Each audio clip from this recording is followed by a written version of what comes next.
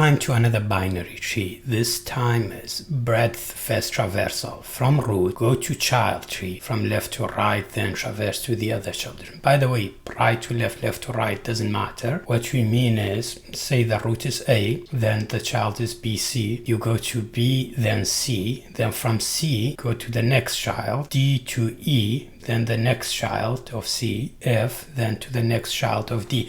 So basically what we do here, if you remember in binary tree depth first traversal, what we did was from root go as far as Wunschbrown goes. So from A go to B, D, G, then H, E, C, F, like that.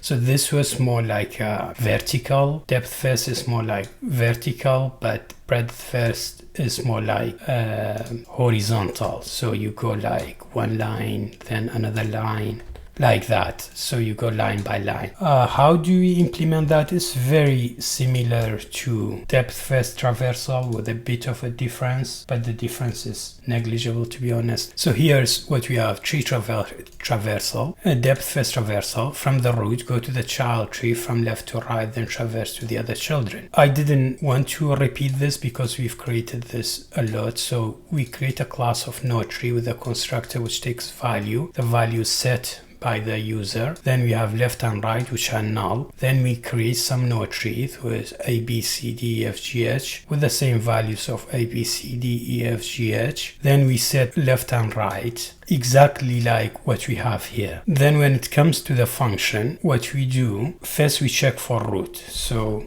if we don't have root, then return an empty array.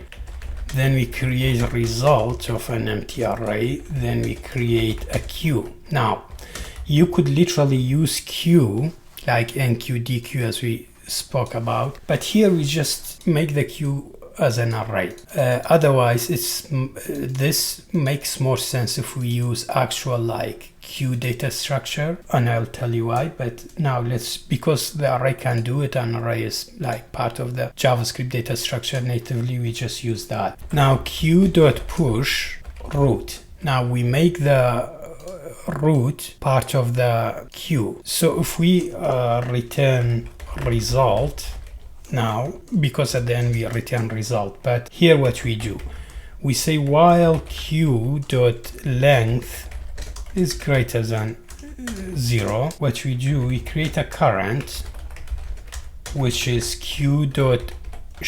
Now what shift does, it takes one from, like, we have an array say of 1 2 3 4 1 2 3 5, and if actually we should just do it 1 2 3 5, then we say array const explanation equals to arr.shift and console.log explanation. I think it's wrong how we wrote it, but it doesn't matter. If we go here, we see 1. So it takes 1 from the front, and if we make that one like hello, we see it will be hello. Yeah, so shift takes 1 from the beginning.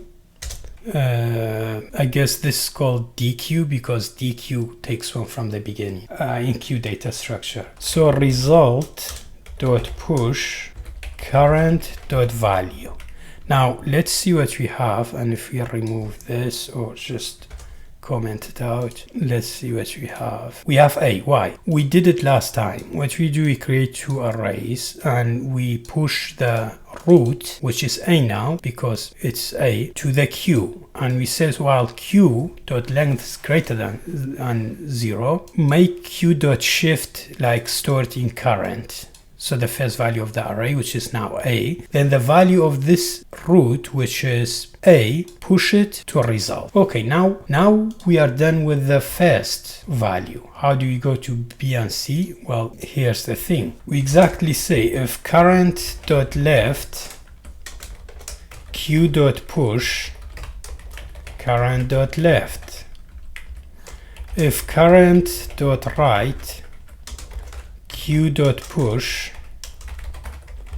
I think we wrote it wrong, queue.push current.right.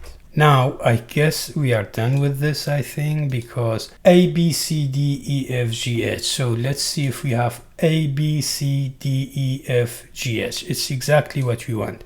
What we did, we take the value of A, and if this value has left, we push the left here. Now that makes the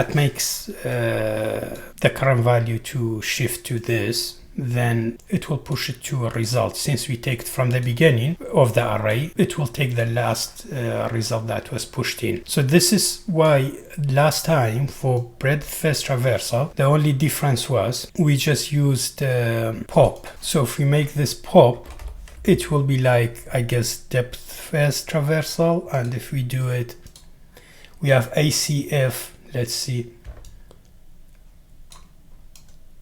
So it's like ACF, it goes from right to left. Let's change it to shift again. So it's all about where do you take from the array and push it to a result. So you create a loop, you take the first value, then you check left and right. Where from the array are you taking the value? If you take it from the end, then it will go like depth first. If you take it from the beginning, then it go to breadth first. So it's like this. Honestly, it's that simple. Thank you.